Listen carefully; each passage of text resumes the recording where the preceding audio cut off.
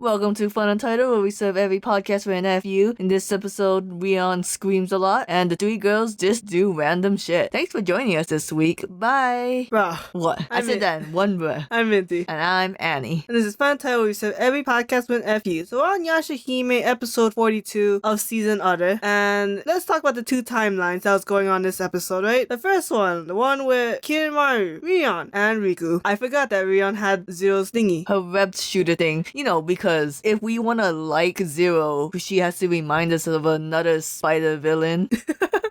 If I'm gonna remember Zero for one thing, it was her web-making powers and her spider motifs.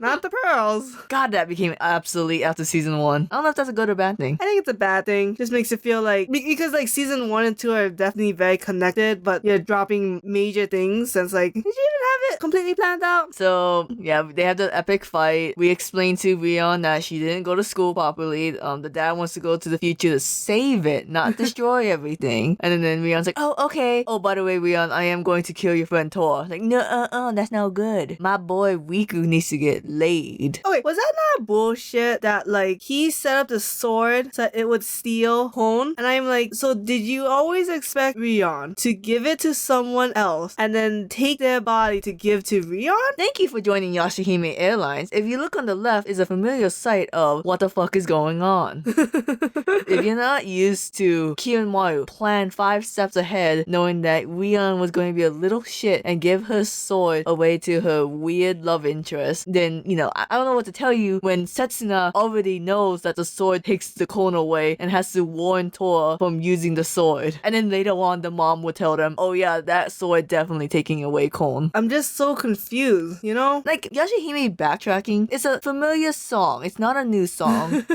But I've never... You're so mean. The tempo of this song was so fast this episode, it just backtracked in like 5 minutes later. Right, because Akuru saved Toa when her Kon was stolen the first time. With the time warp, yes. And Riku's dead. Riku's dead. Rion killed Riku. Rion, like, stabbed that motherfucker. When Toa said, I think that's the last time I'm ever gonna see Riku, she was like, yeah, it is. Oh, wait, I forgot about that. Yeah, and the whole opening of her crying over a puppet being destroyed. Wasn't it stupid that Rion paused to kill Kirinmaru and then Kirinmaru's like, do it, bitch, and then she did it, and I was like, Rion, your whole purpose is stupid then if you can't do the one thing you set out to do. Look, I understand. You will hesitate to killing family member. That's just natural out. What I would have liked to see is Kirinmaru having a positive personality trait that made me understand the hesitation. And I'm not saying he's gotta be a good guy, but he's gotta be likable. I'm just saying, like, yeah, I understand that Kirinmaru did the A Whole New World with Rion that one time. That was the first thing I thought of too. But Kirinmaru being like, hey daughter, you know that person you're really fond of? What if I ex-nate her and you just walk around in her body? Wouldn't that be poggers? Then I'm just like, hey, I don't think you care about this kid at all. I think you care that she's your daughter. I don't think you care about her as a person. They do have a very strange relationship, don't they? It's creepy. It's a little bit, yeah. I mean, sometimes I feel like Naraku's a better dad to Kanna than Kirinmaru is to Rion. And Kagura and That Akudoshi. baby. Yeah. Yeah, you know, Naraku. Father of the feudal era. So that's basically the whole Rion and Kirinmaru storyline. Wait, hold on. Explain to me, why did Kirinmaru put the windmill of time on fire? Well, that comes after the three girls story, doesn't it? I'm just saying, does he plan on coming back? No, he's gonna rule with an iron fist where Wi-Fi's invented, and he's never gonna look back to that shitty time period where he had those 4 lords that didn't do anything. Yeah, you know, I was gonna comment that's very weird, like season 1 he plays no role, then all of a sudden he plays every role. He is the actor, producer, and musician. Exactly. Orchestrating this train wreck.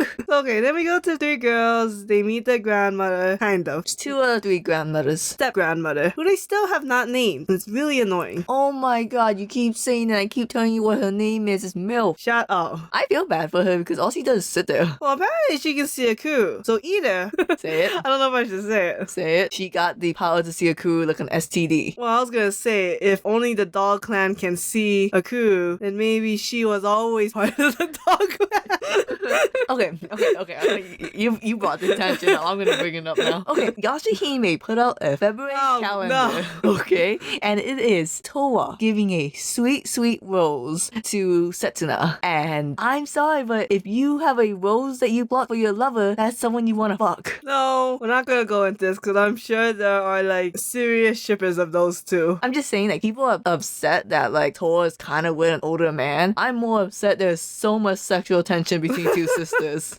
There are people out there who's listening to this like, yeah, we do have definitive proof that we shall not say the word out loud, but let's move on. They have to defeat Meido, the embodiment of all the people who are pissed off that they couldn't go through the Windmill of Time. And I'm like, how many people knew about this Windmill of Time? And why did they name him after the Meido Zangetsu? There's gotta be a connection. We just don't know the Japanese word for Meido. Let me look it up. Japanese isn't a real language.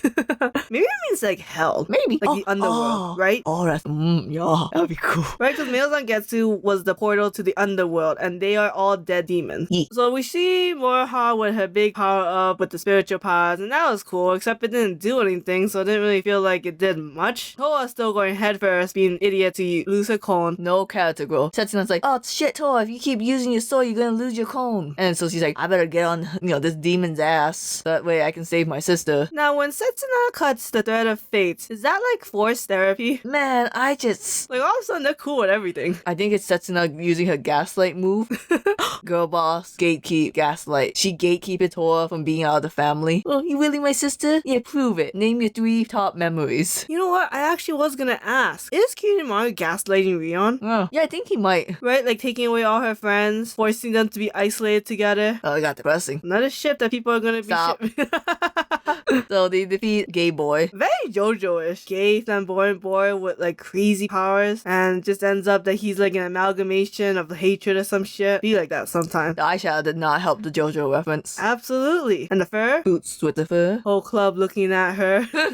So 3 girls go through the wheel, and then Mincy's favorite part, Kirin comes and he gets so angry he burns the wheel with his hatred, and then the girls can't make it back, and Kogomi's like, well, fuck. They're gonna get the well to start working. Even Roku and Sango and Shippo can go to the other side too. Maybe we slap a pearl on that well. Maybe slap the Shikan jewel that's been wished to disappearance, but maybe who knows, it'll come back. We've been backtracking a lot. I don't see why not. And next week we get what feels like the ultimate filler episode. Well, maybe, They're yeah. in present time, and we have to go to a violin recital. With a flute. And I guarantee Setsuna's going to be made to play a little bit. Maybe we should have a black suit on. I don't think Yashihime's that progressive. I can't have 2 girls in suits. No, Toa in the black suit, you idiot. Not her mom. I thought Setsuna would be in the black suit. Why? Oh, right. Setsuna can play the violin. No, she'd be in a black dress for sure. You piece of shit.